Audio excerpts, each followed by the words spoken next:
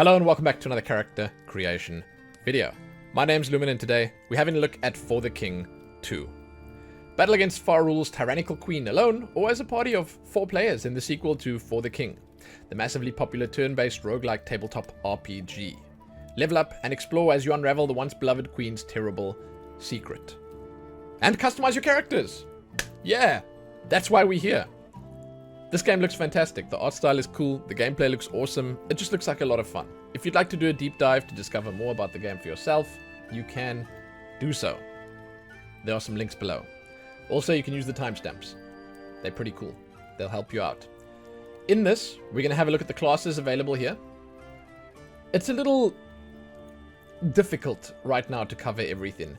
Basically, there are some classes we can look at here in creation and customization. We can have a look at the Scholar, Stable Boy, Hunter, Blacksmith, alright? But then there are a few in what they call the Lore Store. There's at the moment one extra class there. It's the Herbalist. I'm not going to include that here because that's separate and you'd have to earn it by playing the game. So we're going to do these basic ones and we'll have a look at the Lore Store, as they call it again, at the end of the video. So the order of events will be, we're going to have a look at the classes right now. Then we're going to have a look at some customization, and the customization, it's going to be a quick look, because all the classes, they share customization options and colors and stuff like that, like the cosmetics and stuff are shared between the different ones. Each of them has 2 different variations for their armor. There's a few options, so we'll look at each of them, and then we'll do a bunch of randomizing to give you a good look at what's available and what you can do. And then, as I mentioned at the end, we'll jump into the Lore Store and have a look at what's available there. Keep in mind, however, going into this, that it's a work in progress. It's very much a work in progress. There's a lot of stuff that's still going to be added here. Probably going to be more customization options. And keep in mind as well that the classes all look different. So if they add new classes, there'll be new customization options with those classes, and so on and so forth. Let's do it. Let's jump in. We begin. I'm going to start by just telling you what these stats are. I'm not going to cover every little detail, but you have strength, you have vitality, you have intelligence, awareness, talent, speed, and luck. Then the health is down at the bottom of the screen over here, and you will see basically how that shifts around on every character that you look at here, every class. First up, the Scholar.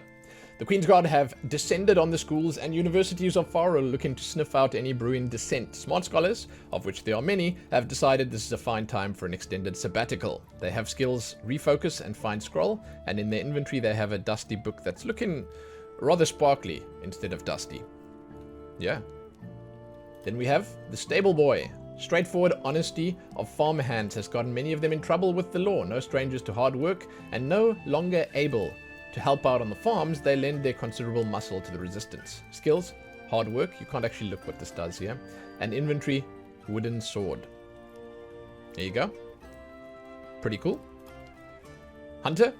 Hunters are not well loved in Rosomon's new order. They are armed, self-sufficient, and at a moment's notice they can melt into the wilderness. Just the type to chafe at her cloying new laws. Just the type to resist. Skills are Cold Shot, Elite Sneak, Elite Ambush, and Energy Boost. Inventory has a simple bow. Then finally we have the Blacksmith. Troubled times bring demand for weapons, so many blacksmiths have no shortage of work these days. Many have decided that they'd rather not sell to the Queen's Guard, a position that's not appreciated by Rosomon's new favored enforcers. Skills are Steadfast, Smith Hammer, and Simple Shield. Again, there's also the Herbalist that you can find in the Lore Store. We'll briefly check it out at the end of the video. But for now, these are the ones that we have. Now we're going to jump into the customization, starting with the Scholar over here. Basically, you get to pick a skin cosmetic, and it's like a total transformation for the character. At the moment, there is the skeleton cosmetic, and that's the same on all of them, right? So this is the customization section. This includes the customization for all the classes here, because I'm not going to jump between each of them. I'll just show you the different variations, and then the colors, just imagine what they'd look like, because there's a lot. If I had to go over each one and look at every color, it would be a little silly. So skin cosmetic, all the classes have this, and then all the classes have the helmet cosmetic, which is the Bandit King. Then armor cosmetic, this is a different variation of the armor that the Scholar has here. You can flip it around. All of the classes have the same one, the Merc Ranger, although they wear it differently.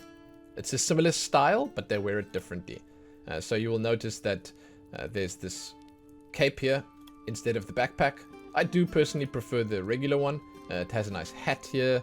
You got the backpack with the scrolls and the books and stuff. Yeah, it's kind of cool. Backpack cosmetic. These are the same across all the classes as well, apart from the basic one when you have none selected. Day trip pack, comfort pack, farmer basket, hunter's pack, and back on the basic one. Now, the colors and stuff here are the same across all the classes as well. You have some decent skin color choices here. It doesn't go too pale. It goes pretty dark. I think there's more than enough colors here to make what you want to make. You know, it's simple, yet satisfying in terms of its customization. Then you get to change the hair color. I'm going to switch the armor cosmetic so you can see the hair. These are the same once again across all of the classes. So what you see here will be on the blacksmith and on the farmhand and on the hunter. And most likely on the herbalist too. I'm not sure if there's something different there, but I'm guessing it's going to be the same. There are some cool options. You got the greens, you got the blue, the purple, and the pink. Yeah, it's cool. It's nice. It's good. Decent options. I like them. And then you get to change the primary and secondary clothing colors. These ones, I think you could probably combine them to make something cool looking. I think you could probably combine them to make your character's style pop a little bit. You know, you can make it most likely look more down to earth and grounded and sort of original, and you can make it blend into the world and its style, or you could be crazy and just, you know, use the most out there and bright colors that you could possibly imagine. They do limit you a little bit, obviously, because they don't give you like full RGB control, and they definitely limit you with the secondary color, where it's sort of, I'm not going to say it's like a leather color, but like they very much funnel you and curate the color choice here to be more, let's just say, realistic in a sense. You don't get the super bright colors here. The secondary one is more the base that you build in from, and that's cool. You know, these colors, you will see a lot of them when we randomize now. There are decent choices here, and once again, combined with the primary colors, you can do some pretty cool stuff. The primary one's been way more colorful. That's basically that for the basic customization, but we're going to jump onto each class quickly, and I'll show you the armor cosmetic differences. This is the Merc Ranger one. That's the basic one. You've seen them both when we looked at the classes. Well, not both, but you saw one when you looked at the classes. This guy has some hay in his backpack. And if we jump onto the hunter, he's got some arrows, the bedroll over there. He's got the nice hat. And then again, on the Merc Ranger one, he looks a little different. Then the blacksmith. On the basic one, she's got an anvil back here. On Merc Ranger, she will have the cape. And that's it. Now we're going to randomize a little bit. You're going to be able to see the options that you can have. Unfortunately, the randomization's a little...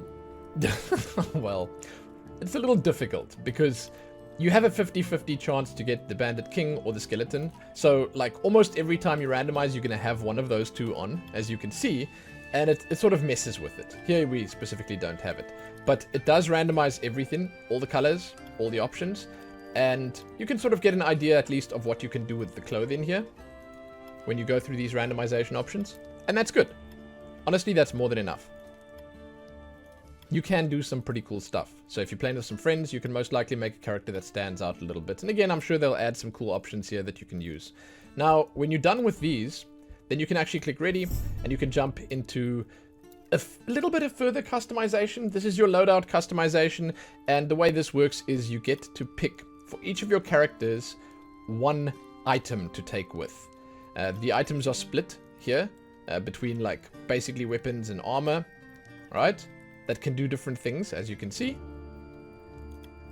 They have some herbs and some other items that you can use. Then they have some abilities. They're called items, but they're basically extra abilities that can give you different things like extra focus, a skill eager, extra stats, luck, extra actions, support range, tactics, stuff like that. And then you can just take some gold as well. And that's basically it. Each character can take one, but then that one will be locked, so you can't take that on another character. And that's how you set it up. Then you start your game.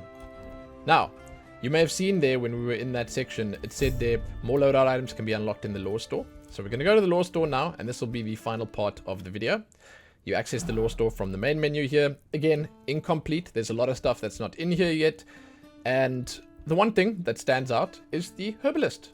In tune with the nature of Farul, the herbalist has a knack for making herbs and salves that bring restorative powers to her and the company she keeps. She looks fantastic.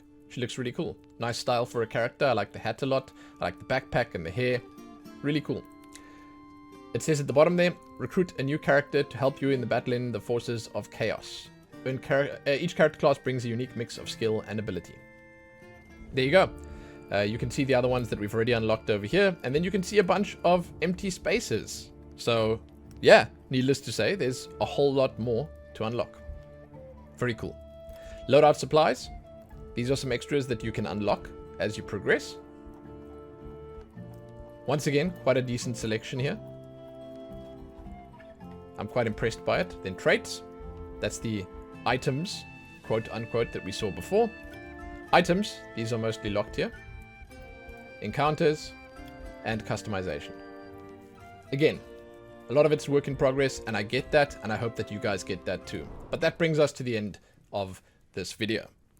So, I think it's pretty cool. They've got a lot of options here, and for this kind of game where you're playing from like that high top-down view, and it's a turn-based game, and you know, you don't expect to always get customization options. For this type of game, I think it's pretty impressive. They've got a lot of like cool stuff in there, and obviously the style of the game is quite appealing. It's fantastic. It looks great. It looks really cool. The option to get more stuff through the lore store here is really nice. I do obviously hope that this is all in-game stuff, that you can earn all of this by just playing the game. That would be the best outcome for everyone, I think, especially if you buy in this game. That would be the best outcome. But yeah, I like what I've seen. It's cool. And if you guys have played For the King or For the King 2, I'd love to hear from you guys. If you've played in the early access version of the game, yeah, let me know. Let me know what you think of it, and let me know what you think about the customization. You can, as always, check back here soon for more. Give this one a like and share it and do all that other good stuff. Most importantly, though, happy creating those characters. Happy that.